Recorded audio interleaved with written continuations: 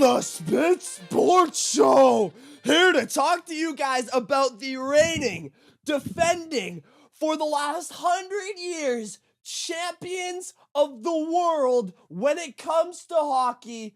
Team Canada does it again. They win 3-2 in overtime against the powerhouse, unbeatable United States of America in their home barn in Boston. I have so much to talk about when it comes to this game. But before I do, I just want to talk about in general, because I know how much that moment meant for so many Canadians.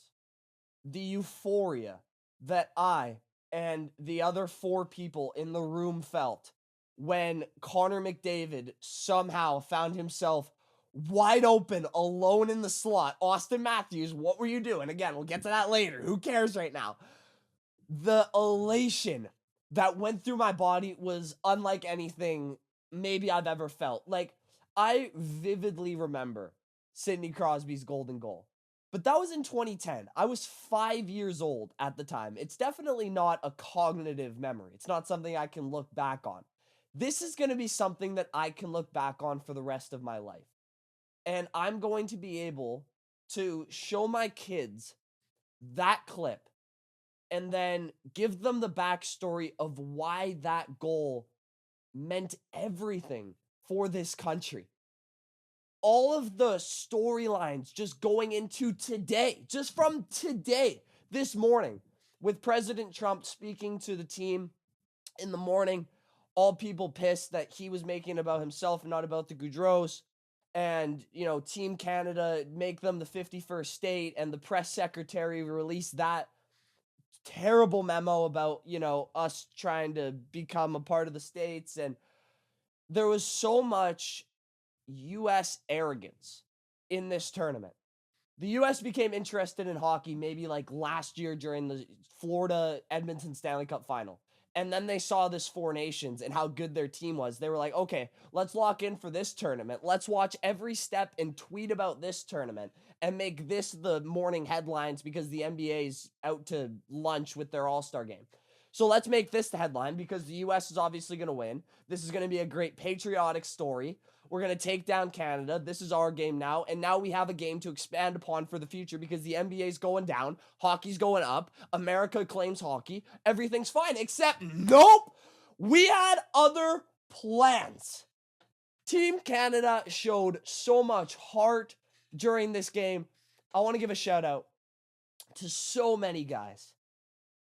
I want to start in the crease, though, because I said last game, I thought Bennington had gotten better each in every step of the way. I thought he was bad against Sweden. I thought he was fine against the US. I thought he was good against Finland, and I was so good tonight. Oh my gosh, the saves that he made in overtime are going to be the ones that get all of the attention. The one on Matthews in close, the one on Brady Tkachuk in the corner. Totally understand that. Valid. But throughout the entire game, as I've been mentioning on this podcast, I don't know if there's a goalie I'd rather have when there's a scramble in front of his net because he's just so athletic and so competitive and he can get to so many different spots. Now, that second goal he gave up, I wasn't a big fan. I don't know why he didn't put his right pad down first. That's kind of goalie 101. I know a lot of goalies, and they'll tell you, put that right pad down and slide from there. He looks like he panicked a bit. After that, though, he settled in. Matthews had another great shot, not just the one in tight. He ripped it top Ches on Bennington, who robbed him with the glove. He was awesome. You know who else was awesome? Everyone on Canada. Everybody was. I really want to spend time on 22 of the 22 guys who played today.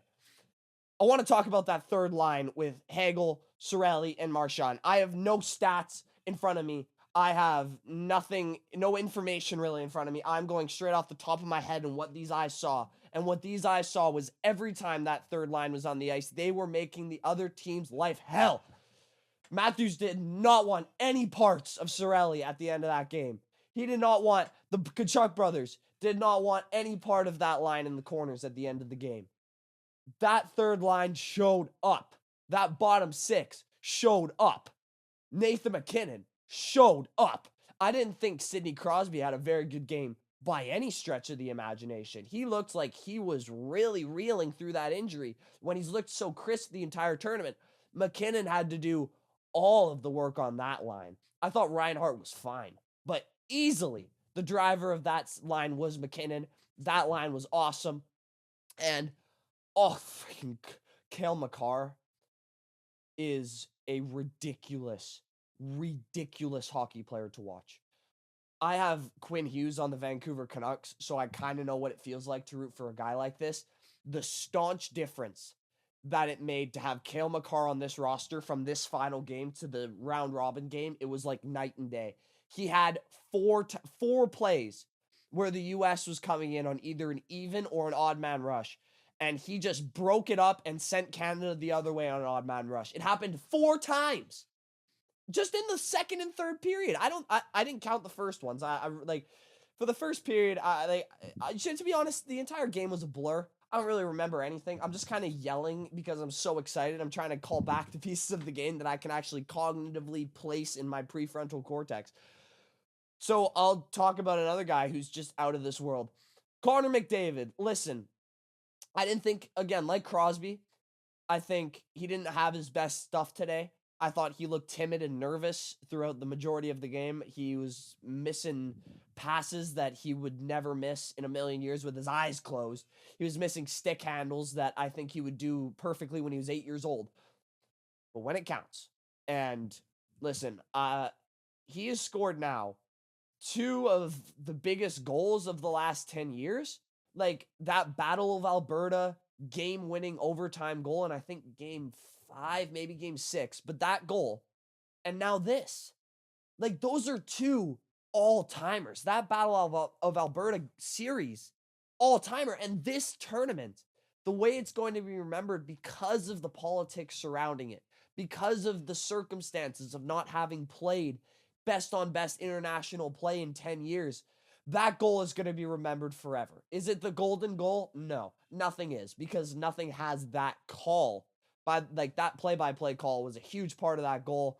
And also, people don't remember, that goal made it so Canada won the most medals in Winter Olympic history. That had layers to it. So I don't think it's on that level. But, man, if that's the pinnacle, this is just the step below. You can't score a bigger goal than that. Also, setting up that goal, Mitch Marner, are you kidding me? Great feed to see that his teammate Austin Matthews had come on a stupid double team to leave McDavid wide open in the slot. He was also the one who perfectly set up Adam Fox to send Sam Bennett down the left side by himself, who just whooped it on Hellebuck right over his blocker.